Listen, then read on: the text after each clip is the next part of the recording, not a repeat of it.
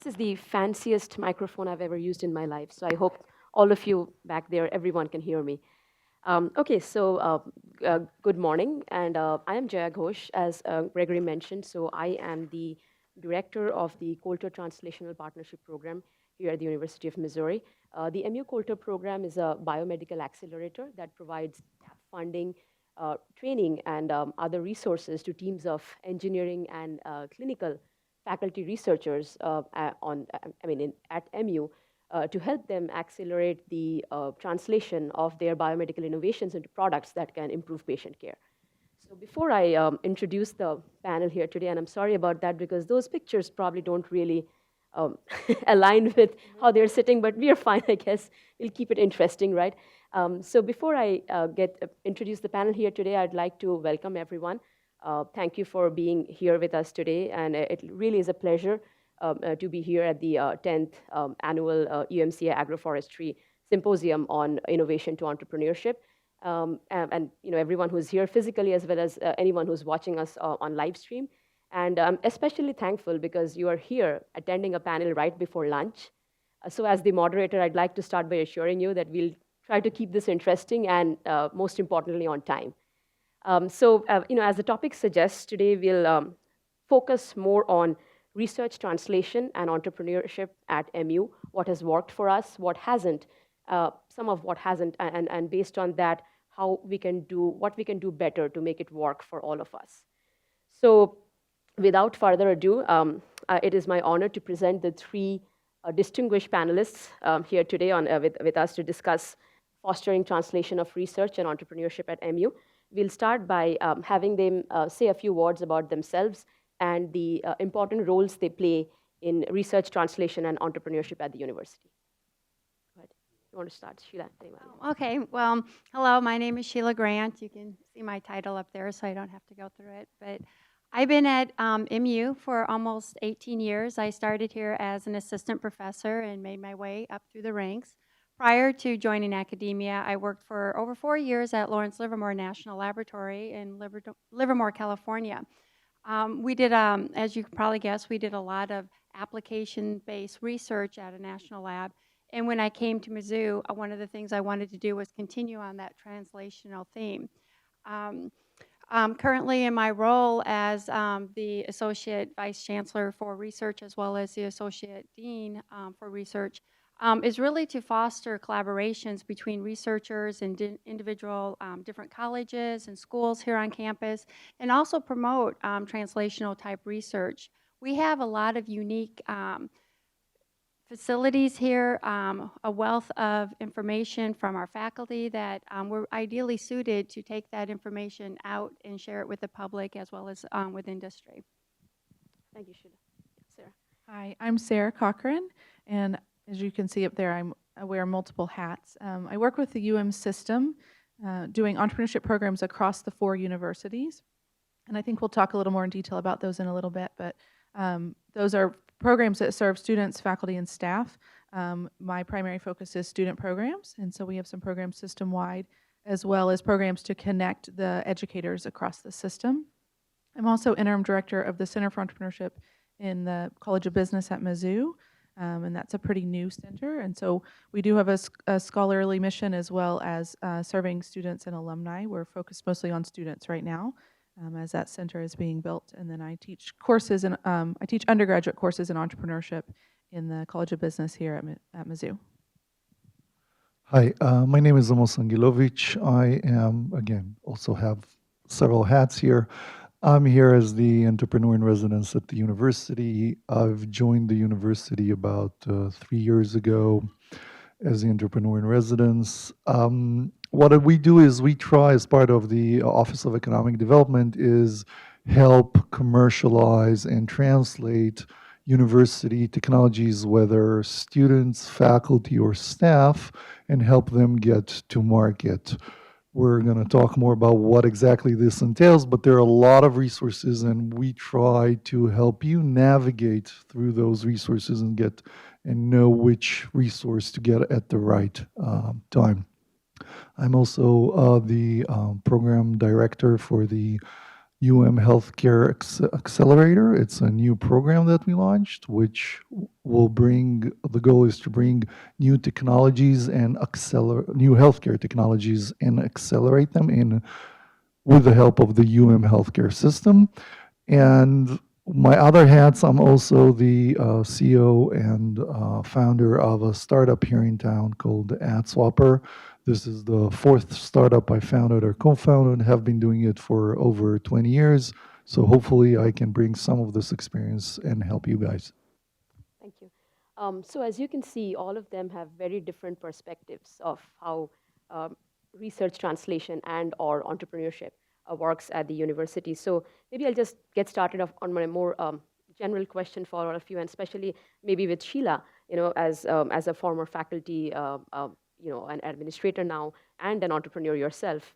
You've been associated with a company that was a spin-out from Mizzou.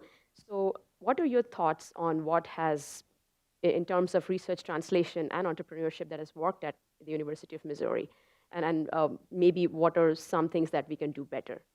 Yeah, that's a good loaded question, so I'll be very careful in answering that. Like I said, I've been here almost 18 years, and when I first got here, the translational tech transfer office and things on campus did not work well. I even had an email from a company inadvertently sent to me that basically said, don't work with MU, it's too difficult to get any IP through the university. When I came here too, I also had a grant in hand from another company, and it took almost a year to get that money transferred here. So MU has come a long way in helping faculty with their tech transfer, working with industry and so forth. Some of the stuff they do really well now is that as an inventor, we have a little bit more control and say over our inventions. The IP issues have been resolved in a lot of cases, and they can get they go through a lot faster and quicker. So overall, it's a night and day difference from 17 years ago till today in how they deal with their entrepreneurship, their tech transfer. In addition, as a faculty member, conflict of interest is a very important aspect of it, and our conflict of interest office has vastly improved as well. So MU has done a lot of things to improve their entrepreneurship here on campus to help the faculty learn the process and get their technology to companies or license it themselves or whatnot. Thank you. I mean, Sarah, I think that's a question that I would have for you is, you see the entrepreneurial side of things a lot, right? So like Sheila said, we have come a long way. So can you tell us a little more about some of the resources that are available on campus and even on the system level that can help faculty, staff, and students who are interested in entrepreneurship? Sure. So one of the things you may have heard about that we launched at the system level last fall is called EQ. It's Entrepreneur Quest, but we call it EQ for short. President Choi put a lot of money and energy behind this, along with Vice Chancellor McIntosh. And the program is designed to help students, entrepreneurship students of any level, of any major, of any area of study from any of the 4 universities. In the fall, those students attended some workshops and then applied to be a part of the program. Some of them were selected to then give pitches on their specific campus. The MU event took place in this very room. And from that, 10 teams were selected from each university. Those 10 teams, or 40 teams actually, but the 10 from each university are going through an 8-week training program right now. The MU students are with the UMKC students in a UMKC program called eScholars.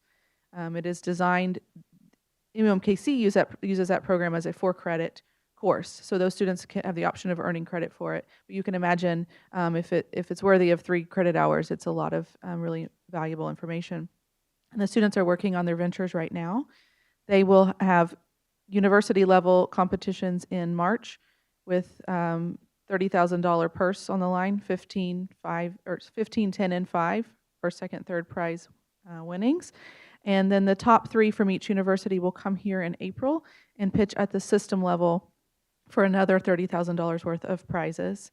And so you can imagine, especially for a student venture, if a student were to win their campus level competition and the system level competition, that one team could win up to $30,000, which could go a long way in advancing a student venture.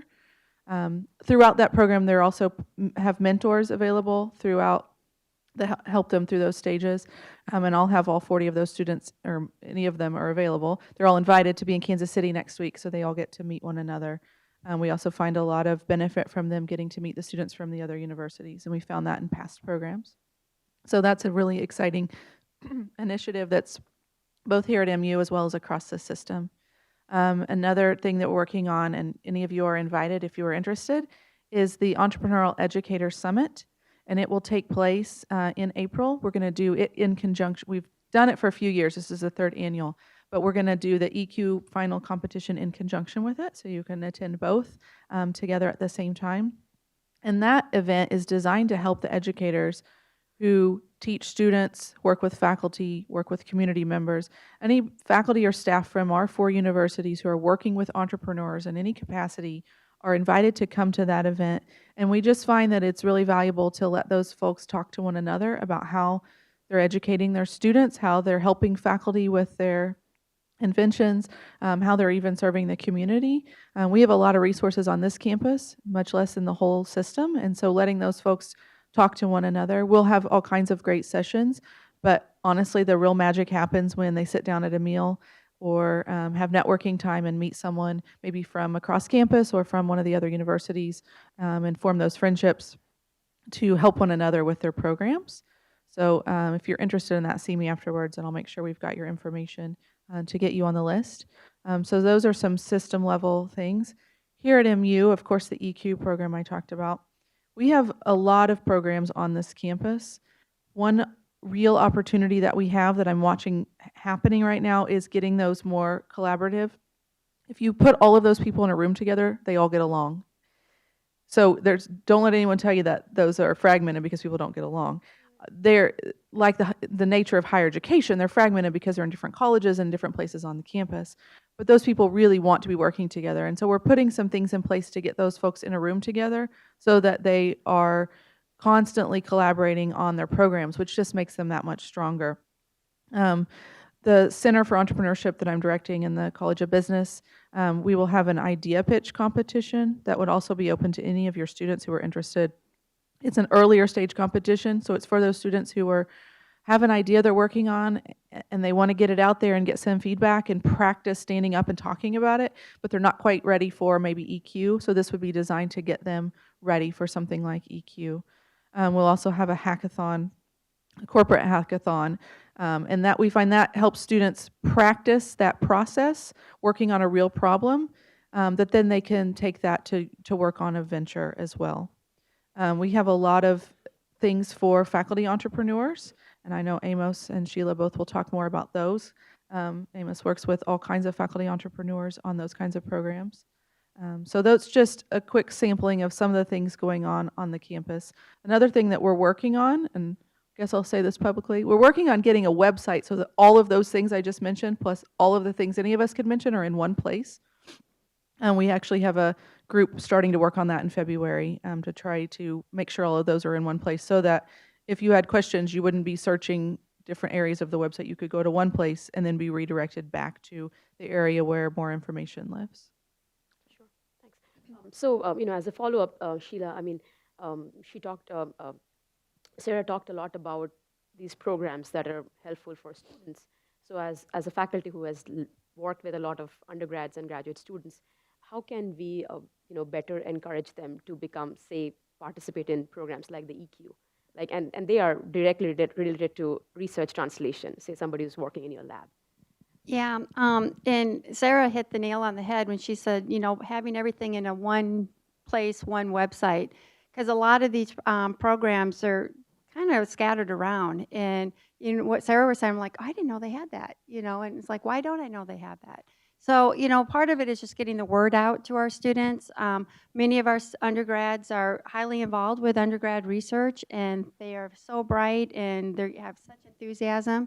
So letting them know about the program, introducing it to our classes that we teach, Twittering it or whatnot, the social media that the students use more today than the emails anymore. But, part of it is just encouraging our students that when they do work in our lab, say, hey, if you have an idea, run with this and look what they have. Go to this website and you can see some of the programs that they have. In engineering, many of the students, well, all of the students have to do a capstone design project, which is a need. You know, there is a need for whatever, and they work on this need, and those capstone projects are ideally suited to be translated into, a startup. So it's just really getting the word out to our students, but also educating the faculty and staff to know about what's going on as well. Yeah, so on the other hand, for Amos, you work with a lot of faculty members, right? Faculty researchers here. So as an entrepreneur yourself and an experienced high-tech, executive, so how do you think innovative faculty members at MU can better use and should better use the resources that are available in our entrepreneurial ecosystem? So I'm always surprised at how much faculty is unaware of the resources that they have here and they can use. I understand now that it's the same problem with students. But what we've built in the last couple of years is a whole funnel that is here to help you if you're interested in translating this and commercializing your technology. So it's not just only disclosing it and having the Office of Economic Development handle the IP around it, but also we now have resources for you that can mentor and help you understand what does it mean or what it takes to build a business plan around it, to do a market research, to apply for grants. If you approach us, we can help you with grant writing, with commercialization plan, and basically answer every question you have and walk with you through the whole process. So we have several programs in place, each one for a different stage. We have now a one-to-one mentoring program that is for early stage before there's a company there. Just when you have that idea and we can start talking and understanding what does it take to apply for a grant, an SBIR or an STTR grant for that and help you write that grant, or understand how to do the market research for that, or even how to start a company around that. Okay, there's the legal clinic that can help you for free. It's another resource that you have. And then once there's a company around this, we can decide whether you would like to license this or would you like to partner with an entrepreneur, an experienced business entrepreneur that might want to take this further, raise money for it. There is then the VMS program, which you can talk to Marcia. Can you raise your hand? You can talk to Marcia here about that. But it's also a group of experienced entrepreneurs that work with you as your advisory board to commercialize your technology. And then there's the MIC that can help you in the incubator there. And there are a lot of programs, and all you need to do is approach us and tell us, hey, we want to start looking at this, and we can match you with the right resource to take this further. So maybe when you tweet about it or tell your students, you should keep in mind that those resources are available for you too. Yeah, I mean, all this, when you hear about all the resources around here, it's really fascinating. But something that I also face as, as someone who's running a program that is trying to encouraging more faculty and students to get involved in entrepreneurship is a question that I often get asked is, what is the incentive for me? So that's, from the faculty's point of view, like, what do I get out of this? So, as an administrator, Sheila, I mean, how can we maybe get better at doing this? How can we incentivize faculty better? Well, I don't know if you really can, though, Jaya, because you look at it, to be an entrepreneur, it's something that is deep within you that you really want to do. Because honestly, if I look at it from a dean's point of view, why would I want my faculty to pivot and spend more of his or her time on entrepreneurship when the college or the school does not really benefit from that? Obviously, when maybe like research translation, maybe at least take it to the point where somebody else can take it. Now, if they do that, that's a particular faculty member to say, hey, you have this great idea. We want to be able to, get a patent on it, commercialize it, and so forth. Again, that could be just educating the faculty member on their technologies, that they don't have to be the person that has to go market this or commercialize it or write up a business plan and so forth. But it is kind of a fine line, because if you're an assistant professor, how do you get tenure? We still have a very archaic system of getting tenure. Yeah, how many papers have you published? Where did you publish? What's your impact factor? What's your grants look like, and so forth. There's really nothing in our dossier that we have that say, hey, I'm an entrepreneur. I've done this many companies and I've licensed this many technologies. External reviewer may not care. And until we change how we, give promotion and tenure, that's not a big incentive for an assistant professor to pivot some of their time to do entrepreneurship. And even as an associate or full professor, we still have to take that into consideration. And I think it's important that we do talk with our deans about it, because we are using some of our time for entrepreneurship that could be maybe writing papers, for instance.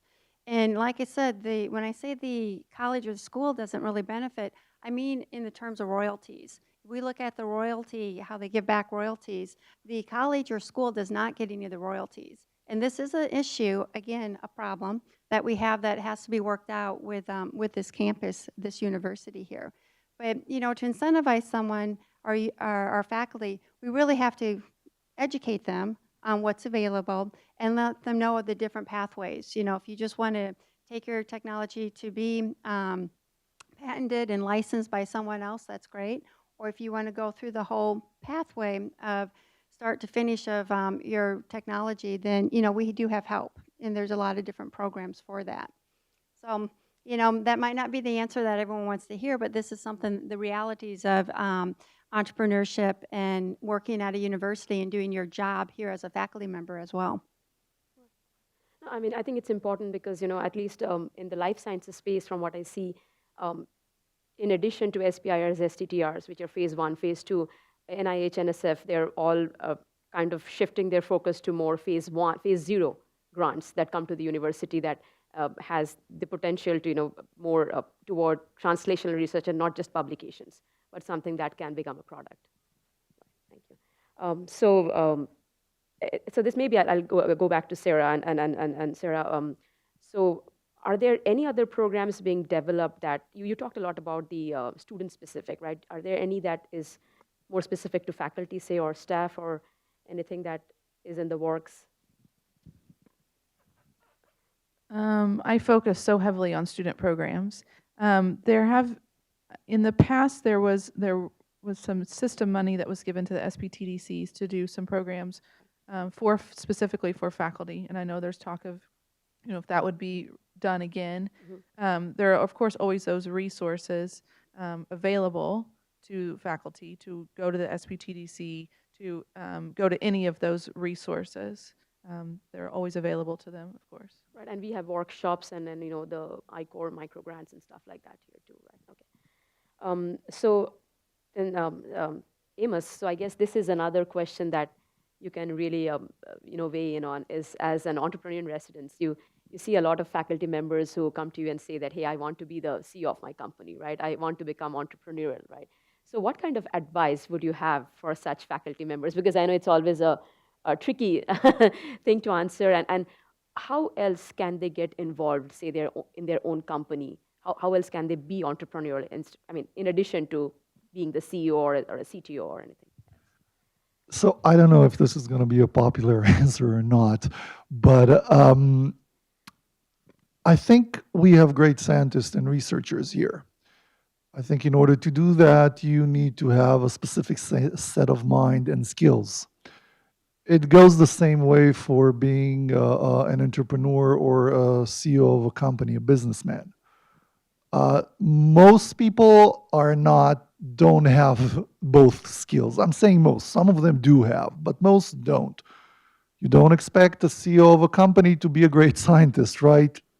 Not necessarily the other way around too. So I would say that if you're thinking about translating your or commercializing your technology, focus on what you do best, which is develop that technology and then partner with somebody that has experience in startups, specifically in your area if possible, to help you develop that and and reach a successful company. Be the CTO in your first company, okay? Be the chief scientist officer in your first company, and learn from what the CEO does, how to do it. Then in your next company, be the CEO. Okay, again, some people are great the first time doing both things, but most people are not. So try and focus, because that's how you're going to be successful. You mentioned partnerships, so they are very important, right? So do we have any resources here, or maybe even initiatives that are being undertaken by the Office of Research or anyone to bolster some of those partnerships, encourage, get the right mentors, get the right people here who can offer help with those partnerships, with those mentoring initiatives? Yes. So we're one of our, I'll call it our weaknesses is our location. We're in the flyover zone, right? So being able to attract successful entrepreneurs to partner with our technology is very important for us. We are working on it. There are several programs. VMS is one of them. One-to-one mentoring is another one. We're doing other initiatives to reach out and create a brand name around about the University of Missouri technology that will eventually attract more and more entrepreneurs. It is also something that each one of us, when we work with industry and we work with other companies as researchers or the university itself, we in a way advocate the technology that is here, and those are the people who are eventually going to come here and be interested. If a company had a really good experience in sponsoring one researcher here, they're going to look at sponsoring the next research and what else we're doing, and increase that partnership, eventually bringing in more and more entrepreneur and partnerships, and other than research dollars, hopefully investments to those companies. So Sheila, I've heard you mention, some of the industry, especially partnerships initiatives that are, ongoing right now. And I know that there's a panel later in the day that will be moderated by Dr. Sam Bish, who's the interim director and a senior licensing and business development associate for the Technology Advancement Office, and that will delve deeper into this topic of how can we better leverage or improve on our industry university partnerships. So Sheila, can you tell us a little bit, maybe if you know of something that is ongoing and that we can expect in the future to help us improve our research translation into products? Yeah, and that's a really good question. Because one of the things we'd like to do, obviously, is increase the industry-university relations, and it is a relationship. It is a building, and we have, as you know, Bill Turbin here at the in the Office of Research that helps with economic development. Individual colleges and schools also have their, some of them also have some of their industrial relations and engagement people as well. It's very important to have those relationships, and I really like to see it tie in more with our entrepreneurship. You're asking any faculty member who does research, what they do in their lab is great, it's amazing, everyone should, use their technology and so forth, but that may not be the case. So, one of the things we'd like to try to do, and I'm actually working with the Coulter and Jaya with this, is try to take a look at the industry needs. For instance, Medtronic, a big medical device company, what do they need? What technologies do they need? And discuss with them their needs and get our faculty together to address the needs. And we're working on doing something like that right now in the form of speed networking events, where we can get faculty from different disciplines together to address certain needs from these industries and put them together. And like you were saying, Sarah, they brainstorm so well. What can they come up with? And then we can go back to that company and say, hey, look what we have. We know this is a need. Let's go ahead and work together and get an IP and address this need. And one thing nice about our university, that it is a lot easier to work with industry and have disclosures and so forth with them. So that is a lot better than what it was before. And Sheila, I don't know if you mentioned about your role in the upcoming TPMC, right? The Translational Precision Medicine Complex. So, could you tell us a little more about how you envision TPMC boosting translational research at MU? Yeah, so TPMC is a translational medicine or translational precision medicine complex. Although I don't know if they're going to keep that name, but right now we're all going with TPMC. So the name implies translational. So it's going to be about 270 square foot research building that's going to have clean rooms so that you can develop aseptic products. It's going to have a GMP or good manufacturing practice facility so that you can, again, get things to translate products to the market, to do first in human studies as well. So it's going to be house about 60 researchers in different areas. And the areas haven't completely been decided, but they're going with cancer, they're going with vascular, and they're going with neuro. So these researchers are going to be looking at specific problems in these areas and translating their inventions to marketable devices and products and drugs and so forth. So the fact that we will have a building that will allow us to make these products so that they're ready for testing is going to greatly enhance our translational ability. It's going to enhance the collaborations that we have on campus here, as well as in the surrounding communities. We will have some space for industry, what we're calling innovation space. So we are hopeful that industry will buy into some of these labs and work with us as we develop and translate our products to market. So it's going to be kind of a go-to place for a lot of researchers in the medical field to help translate their ideas. But that doesn't mean everyone else on campus can't use it. If you look at the other buildings and other scientists and researchers on campus, they can utilize the TPMC facility to translate their research as well. So it's going to be a jewel that we have that's very unique. There's not a lot of other universities across the United States that will have this type of facility. Yeah, thank you. Yeah, since we were in the kind of talking in the medical healthcare space, Amos, I just came to know that you have this new title of Healthcare Accelerator, the director of the program. So could you tell us a little more about what this program is about? Well, it's new, so the title is new for me too. But Healthcare is, I think President Choi said it best at his last speech. It's a force to be reckoned with. We have a network, both local and as a regional network. And there are a lot of both as a healthcare system and as a research system.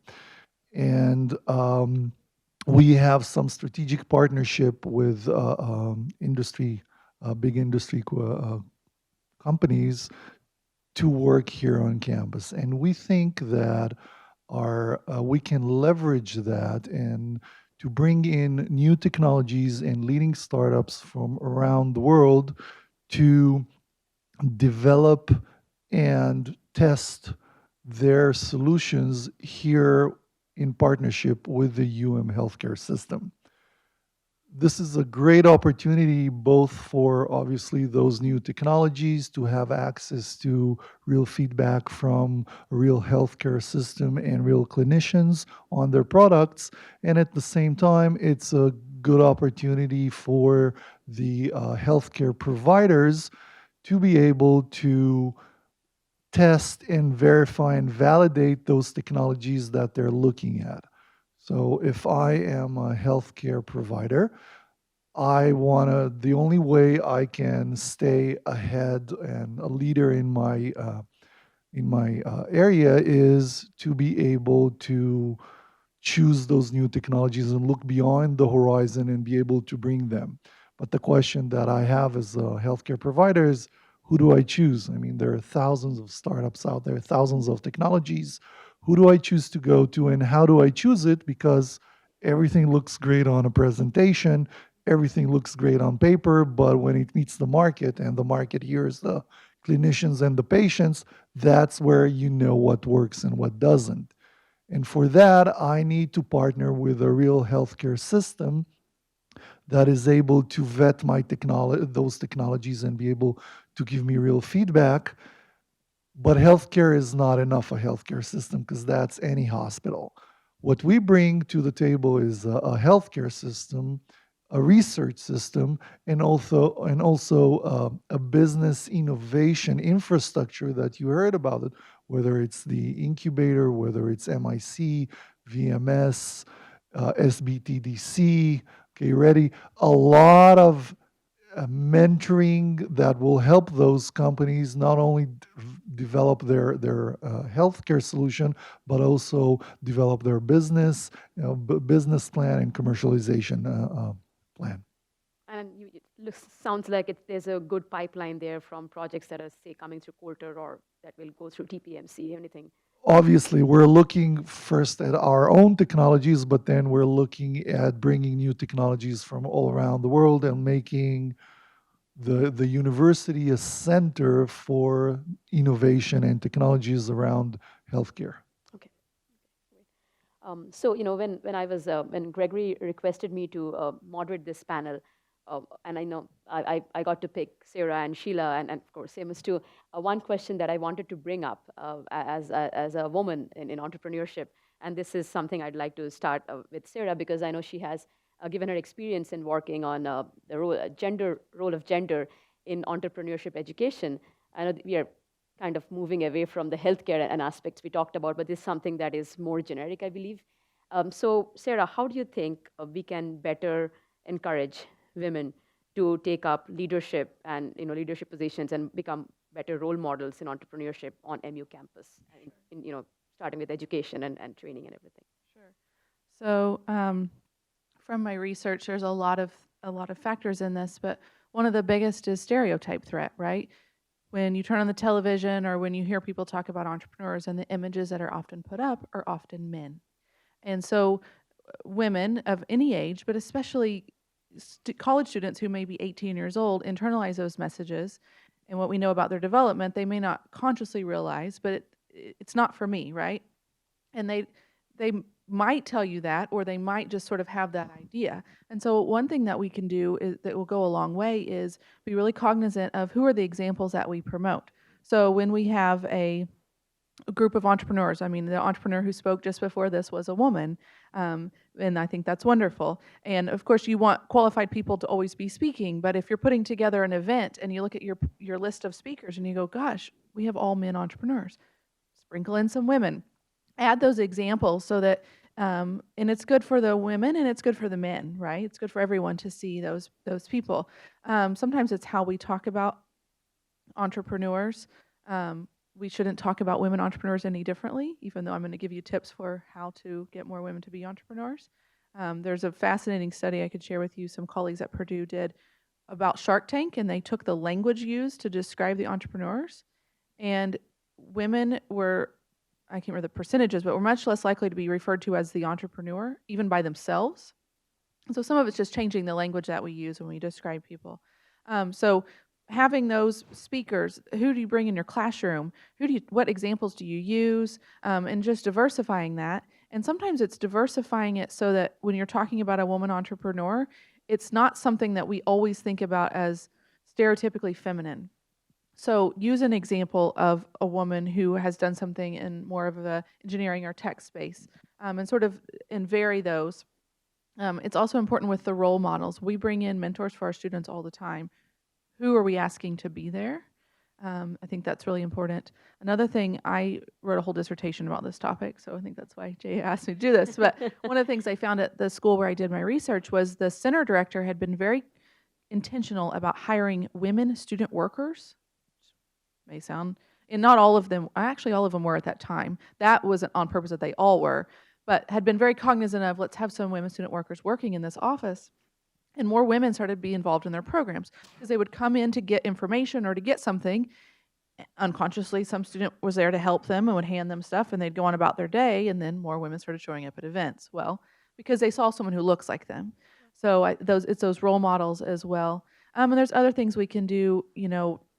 One thing I started doing in my class, which may sound backwards, when I put students in groups for a project, I no longer spread the diversity as thin as I can. I won't leave just one woman on a student team, because what we find is that then she has to adapt. So sort of this, what the students in my study called bro way of doing things, right?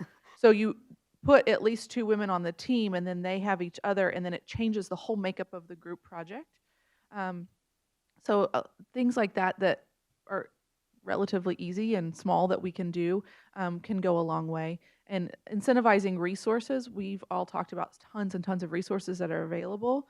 Some students, especially women, won't always take advantage of those. So if we do things to make them take advantage of them, especially with the undergraduate and the younger students, you know, we do a passport program, or you do course credit for going to visit these offices or these events, because once they're there, it can be very beneficial. And another big thing I found was the importance of relationships. And so whether that's encouragement, and I'm not just talking to the women in the room, sometimes it was encouragement from a male faculty member. So encouraging those students, yeah, you should enter that competition. One student told me this whole story about how she didn't know, she had this idea, and her male professor said, you've got to enter this competition, and she did, and she won first place. And then she kept working on her venture, and, you know, then she kept building it. So encouraging the students, you know, they all could sometimes use that little bump to go do the next thing. So those are some of the highlights. That study just recently, almost 2 years later, got published in the Journal of Small Business Management. It's online if anyone, that might be a more digestible version to read, because it's only like 30 or 40 pages instead of 180. So Congratulations. happy to give you that link if you'd like to see that version of it, not the library's version. Okay, thank you. And Sheila, I mean, you know, you're someone who has lived the change, right? You've seen when you started off. So would you like to share some of your experiences or? Well, you're right in adapting. I mean, obviously, as an engineer, I would only have one woman myself, usually in my classes. And when you did your lab projects, you were always paired with the guys. Capstone, which is our design projects, I would be the only woman on my capstone projects. So I adapted a lot, you know, and I'm so old now that, you know, none of that even bothers me. I don't even pay attention anymore. So the fact with like what Sarah was saying, it is important because, you know, women do like to see other women on projects. And we are different. We do have different viewpoints. We approach problems differently and so forth. Case in point, my husband, who's also an engineer, we had classes together as engineering students, and the professor, we had one professor in particular in our, I think it was our fluids class. He came up to us one day and goes, it's really interesting. Dave does a problem like this. Sheila, you do a problem like that. Both 2 different ways, but you come up with the same answer. So I think it really shows, you know, the difference a lot when how women think about different problems to solve versus men. And you can still come up with good ideas and good answers. So I think it's extremely important with what Sarah's doing. And I have to read your dissertation because it sounds really interesting. But really to have that diversity. And there's been a lot of articles on how you can solve a lot more problems using diverse thinkers and having a diverse group of people to approach those problems and having the same type of people with the same backgrounds. Right, thank you. And yeah, I mean, Amos, if you have anything to add So to it, not to put you on I'm the spot. clearly not qualified to answer this question, but I can tell you that from my perspective as an entrepreneur, as somebody who's worked with startups for over 20 years, it's not the consenting opinion that matters. It's the one that says, no, let's do it in a different way. We can solve this in a different way. That what leads to breakthroughs and to success and to innovation. If everybody agrees about something, and I know we all tend to like people that agree with us. When you're in a startup, when you're doing innovation, the person that doesn't agree, that thinks different, that's the one you need to include because they're the ones that gonna either poke holes in your theory and find the weaknesses and come up with the new ideas that you haven't thought about. So it really doesn't matter if it's a gender thing, sure. If it's any other, it's the importance of inclusiveness and bringing in people that think differently. That's the way I look at it. That was, a very interesting discussion with all your perspectives. So I think, you know, I'm happy to see that we are on time. So maybe I'll open this up to questions. If anybody has any questions about the resources, about just in general, anything else we discussed, because we did discuss a lot of things. And in a panel like this, that's bound to happen. It's not just one topic. So if anybody has anything to add, any comments, anything. Women in the room, men in the room, anyone?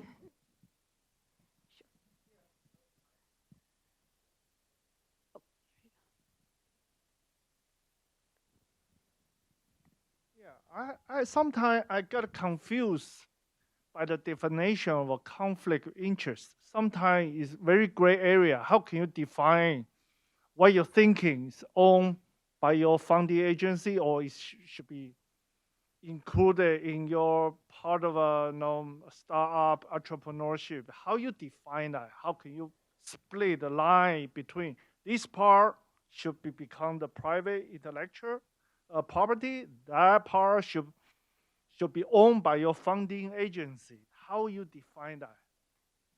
Yeah, and that's a very good question. And we've been struggling with how to clarify conflict of interest. Our conflict of interest committee here on campus is doing a good job. They're getting better every time. But yeah, conflict of interest, it's a big deal because it's not just at our university, it's also conflict of interest from the federal government as well. So as most of you faculty know, when you do submit proposals, you get an email back from the conflict of interest that basically says if you do get funded, you need to disclose this, this, and this.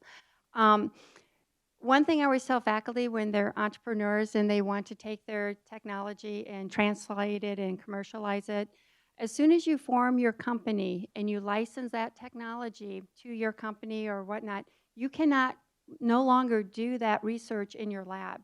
If you do, you have to disclose it. You might have to get a space agreement. If you have any students working on it, you have to get a student protection for the students. So you have to follow what we call the conflict of interest rules. So I'm always, when faculty ask me about entrepreneurship, I'm like, are you at the point where you have a different place where you can work on this technology? Because you cannot work on it in your lab on campus unless you have some type of space agreement in place. But what if one of my students, she started a company based on her thesis or dissertation, she took off. Is my lab still allowed to continue that line of the project, or? Yes, they are.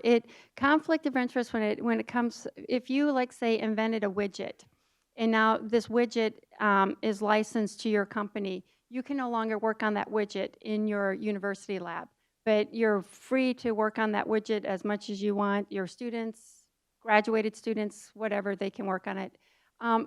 Conflict of interest just makes sure that what you're doing in your university lab isn't benefiting your company.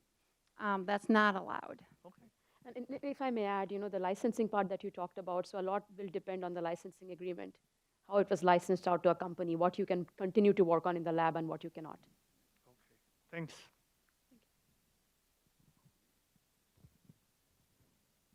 Any other questions from anyone? Any comments from any of you, as a parting kind of a message or something to look forward to that? Well, as an entrepreneur, I formed 3 companies and so forth, and it's a lot of fun, and I really appreciate what Amos said because I was not the CEO of my companies. I was CTO because we can't do everything. And sometimes for faculty, it's very hard to give up part of that because, hey, this is my technology. I know what I'm doing, and, I don't need any outside help. You really do. If you still want to do your university job well, you are going to need help from outside people to form your company. But it is a lot of fun. So we do encourage, that's one of the incentivizing things. It's a lot of fun to see something you developed in your laboratory to be translated and commercialized. That's always funny. It's a fun message to end on too. So once again, I'd like to thank all our panelists for hopefully a stimulating and interesting discussion. And all of you for joining us here today. So have a pleasant rest of the day, and thank you again.